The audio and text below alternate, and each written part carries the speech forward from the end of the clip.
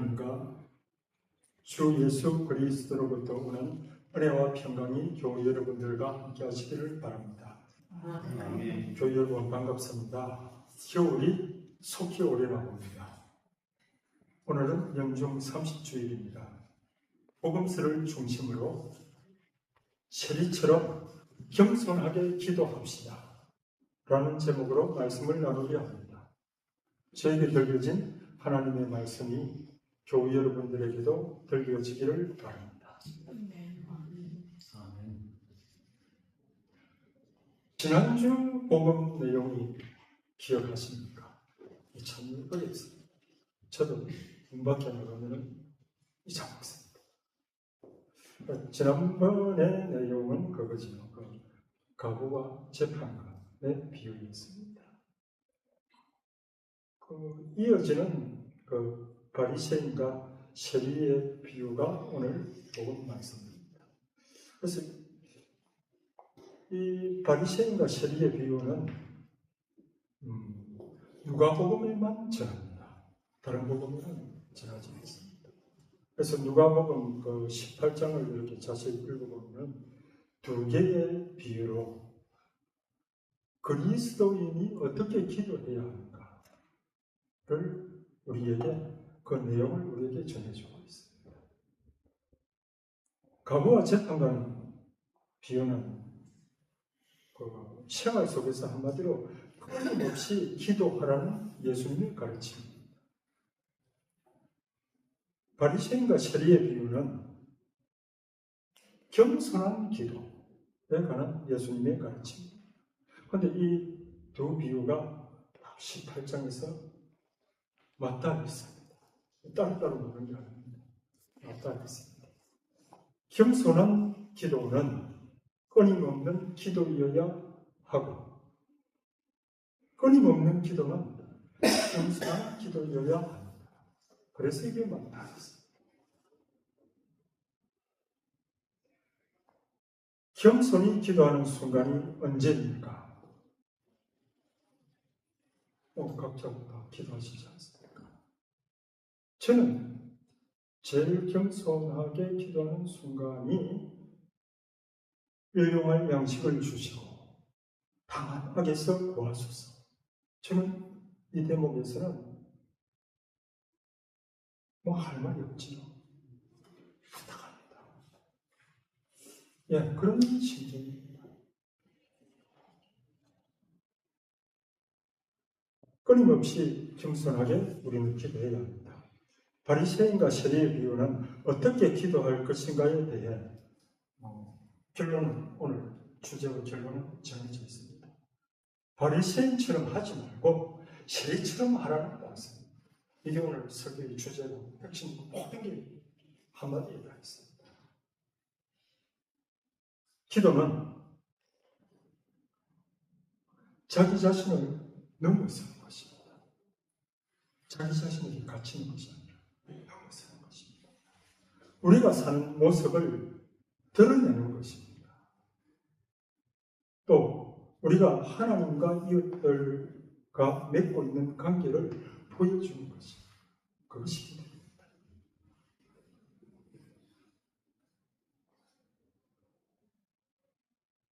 오늘 복음에서 예수님은 스스로 외롭다고 자신하며 다른 사람을 없이 여기는 자들에게 이 비유의 말씀을 하셨습니다.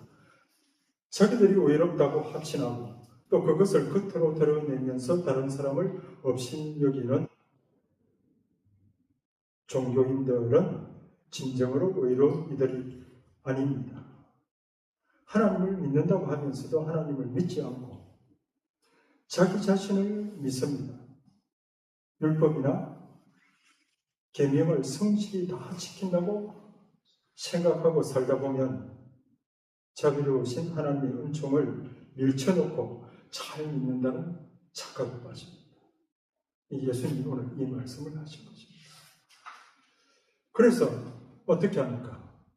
결국은 타인을, 다른 사람을 무시하고 멸시하는 결과를 낳습니다. 예수님도 하나님 아버지를 믿는 분으로서 종교의 이런 위험성을 잘 알고 있었습니다. 참된 믿음을 지니기 위해서는 아브라함의 후손이 되는 것만으로도 충분하지 않다는 사실을 알고 있었습니다. 이런 이유로 세례 요한은 어떻게 이야기합니까? 아브라함을 조상으로 모시고 있다는 말을 아예 꺼내지도 마라. 하나님께서는 이 돌들로도 아브라함의 자녀들을 만드실 수 있다 합니다. 예수님께서는 하나님의 뜻을 실행하지 않으면서 자신이 만들어 놓은 우상을 섬기면서 믿음이라고 착각하는 사람, 믿음을 산다고 하면서도 불신을 사는 사람들이 있다는 사실을 잘 알고 계십니다. 오늘 본문에 두 사람이 기도하러 성전에 올라갔습니다. 한 사람은 바리새인이고 다른 사람은 세리였습니다. 성전은 토라, 말씀과 율법에 따라 하나님을 흠숭하고 하나님을 만나는 자리입니다. 이 두 사람은 치성소 앞에 있는 이스라엘의 자손들에게 허락된 자리에 들어서 있습니다. 이게 이제 오늘 복음서의 배경장면입니다. 두 사람 모두 하나님께서 거처로 삼기로 하신 예루살렘 성전에서 아브라함과 이삭과 야곱의 하나님을 부르면서 주님께서 모세에게 얼굴을 보여주셨듯이 주님의 얼굴을 보여주십시오 하고 간곡히 청합니다. 한 사람은 열성적인 바리새인 투사입니다. 또 한 사람은 부패한 무리에 속하고 모든 사람에게 욕을 먹고 멸시받는 공공의 적이죠. 그 세리. 세리는 그 당시죠. 공공연한 죄인이고 부패한 자로 낙인 찍힌 사람입니다. 하나님과 인간 사이로부터 저주를 받은 그 무리에 속했다. 그 당시 사람들은 다 그런 이야기였습니다. 바리새인은 기도합니다. 바리새인은 자기가 하나님의 기대에 부응한 존재임을 스스로 느끼면서 꼿꼿이 있어서 혼자말로 감사 기도를 합니다. 오 하나님, 제가 다른 사람들, 강도짓을 하는 자나 불의를 저지르는 자나 간음을 하는 자와 같이 않고 저 세리와도 같지 않으니 하나님께 감사드립니다. 저는 일주일에 2번 단식합니다. 저는 소득의 11조는 꼭 바칩니다. 바리새인은 자신의 행실에 스스로 만족하면서 자신과 다른 사람을 비교해서 딱 판단을 합니다. 하나님 앞에 꼿꼿이 있어서 감사를 드리는 하나님의 아들로서 당당하고 이에 관해 일말의 그 의심도 없습니다. 복음서를 읽고. 그러나 이것은 뭐죠? 사실 기도가 아닙니다. 혼자 중얼거리는 지 혼자 소리입니다. 이 바리새인은 다른 사람과 멀리 떨어져 서 있습니다. 세리하고 가까이 상종도 안 하는 거죠. 또 하나님에게서도 멀리 떨어져 있습니다.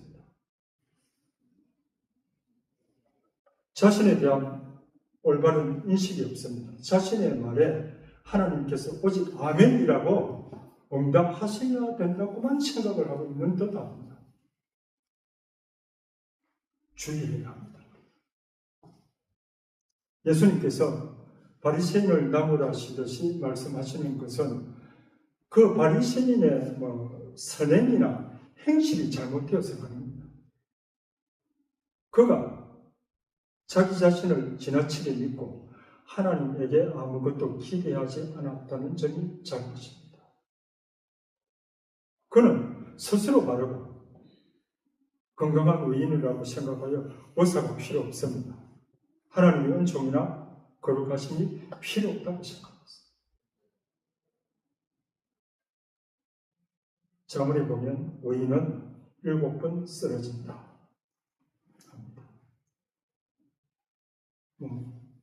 말이 7번이지 해석을 하자면 무한하게 쓰러진다는 뜻입니다. 바리새인은 인간이 하루에도 몇 번이고 죄에 떨어지고 쓰러진다는 성경의 가르침을 잊었습니다. 다른 사람이 왜 저렇게 살아가는지 한심하다고 판단합니다. 바리새인은 이런 마음으로 다른 사람의 죄를 열거하고 자기는 강도, 불의, 간음, 저 세리와 같지 않는 상황에서 같은 상황에서 제외되었다고 감사를 드립니다. 이어서 세리도 기도합니다. 세리는 자신의 행실로 인정받을 수 없는 사람이고 오히려 모든 이로부터 공공연하게 멸시와 경멸의 대상이 되는 사람입니다. 이런 이유로 얼굴을 들고 다닐 수 없으며 스스로 죄인이라는 자괴감에 한숨 짓는 세리가 기도라도 하면서 하나님의 용서를 구걸하려고 성전에 갔습니다. 진짜 구걸하려고 갔습니다.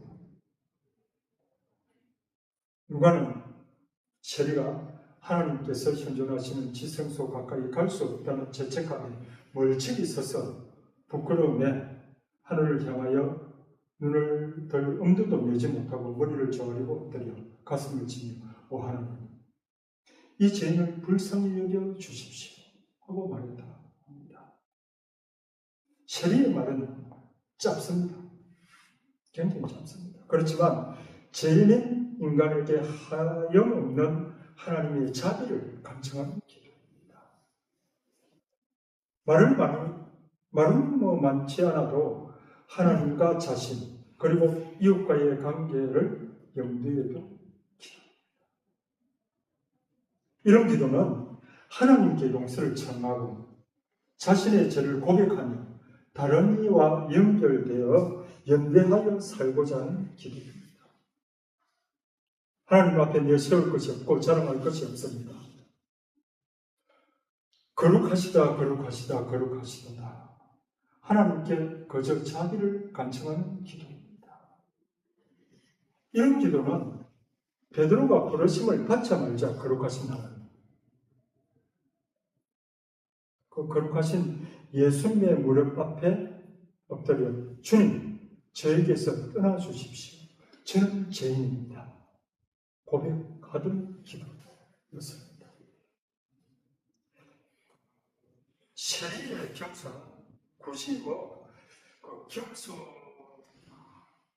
아니 저리고 능력해서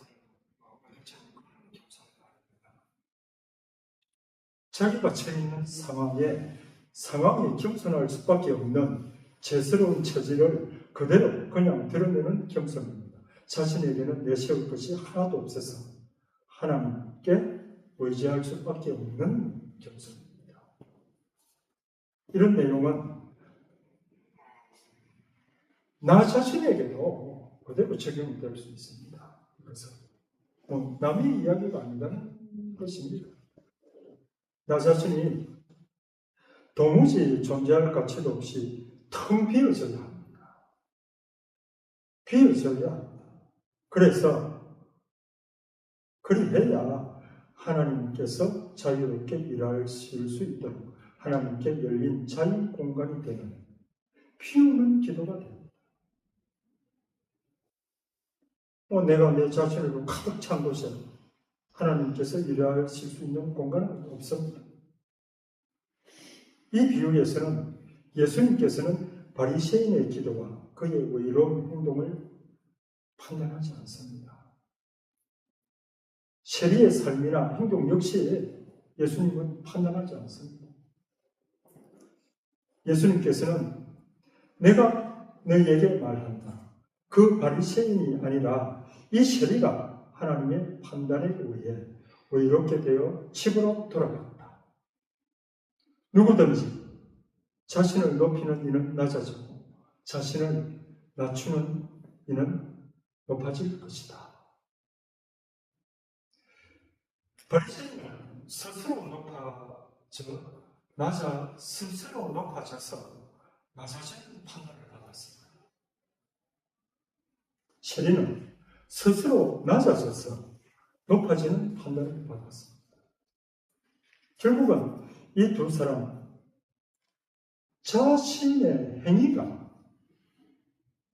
그대로 하나님의 판단이 되어서 자기 자신을 판단합니다. 비유 끝에 누구든지 자신을 높이는 이는 낮아지고 자신을 낮추는 이는 높아질 것이다 하신 예수님의 말씀입니다. 비천한 이들을 높이셨다는 마리아 송가와 같습니다. 도대체 높이나 낮춤, 이게 무슨 말씀입니까? 이게 무슨 말씀입니까? 어찌 보면 이 실제가 손에 잡히지도 않고 상당히 이건 뭐라 해야 됩니까? 모호하고 좀 겸손이라는 이 미덕을 어찌 뭐라고 설명해야 될지도 참 좀 애매모호합니다.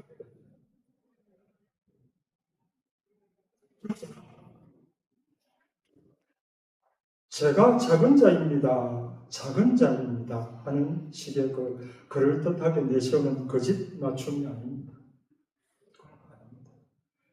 거짓 겸손으로 포장하여 낮추어진 겸손, 교만하게 낮추어진 겸손은 바리새인의 겸손. 하나님께서 높이시지 않습니다. 예수님께서는 하나님께서 우리를 고쳐주시고 낫게 하실 수 있는 분이시므로 우리도 세리처럼 자신을 낮추어 하나님의 용서를 받을 수 있는 사람이 되라고 말씀하십니다. 깨어놓고 이야기해서 저 밖에 있는 사람들, 교회 밖에 있는 이들을 수상적인 면으로 살피거나 죄를 골라 지적할 필요가 하나도 없습니다. 우리는 사도 바울의 말처럼 선을 바라면서도 행하지 못하고 악을 바라지 않으면서도 그것을 하고야만 합니다. 우리의 가련한 처지를 인정하고 받아들이십시오. 세리는 하나님과 다른 이들의 앞에서 자신의 의로움을 내세우거나 자랑하지 않습니다. 하나님만 은총과 자비로 자신을 돌아보 주실 수 있다고 믿습니다. 자비와 은총이 필요하다면서 하나님께서 판단하신다고 자신을 내어놓습니다. 세리는 이처럼 자신을 다른 이들과 분리하지 않습니다. 하나님과 통교하는 짧은 단순한 기도를 통해서 하나님으로부터 용서를 얻고 의롭게 되어 자신의 집으로 돌아갔습니다. 이제 말씀을 듣겠습니다. 자기의 죄를 인정하고 자신의 처지를 받아들이며 하나님을 믿고 그분의 은총과 자비만이 나의 나약함을 고쳐주신다고 기다리며 인내하는 사람을 하나님께서 높이십니다. 내가 너희에게 말한다. 누구든지 자신을 높이는 이는 낮아지고 자신을 낮추는 이는 높아질 것이다 하시는 예수님의 권위 있는 말씀에 따라 의인이 죄인이 됩니다. 또 죄인이 의인이 됩니다. 자기가 멀리 있고 떨어진 존재라고 믿었던 시기가 예수님 곁에 가까이 있게 되고 구원을 받습니다. 스스로 가까이 있고 이미 인정받은 존재라고 생각한 바리새인은 예수님의 곁에서 멀리 있게 되어 구원을 잃습니다. 예수님께서 말씀하신 하나님의 정의는 인간의 정의와 서로 반대입니다. 주 하나님께서는 우리의 마음을 살피시며 우리의 허물을 다 알고 있습니다. 그러니 모든 탐욕과 집착을 버리고 겸손히 주님을 따라 삶으로서 영원한 생명을 얻는 은총을 우리에게 내려주시기를 겸손하게 기도합시다. 살아계신 하나님께서 우리 모두에게 믿음을 더하시어 우리를 가로막는 모든 죄를 버리게 하시고 겸손하게 기도하면서 남은 삶을 오직 예수님만 바라보고 살아가시기를 기원합니다.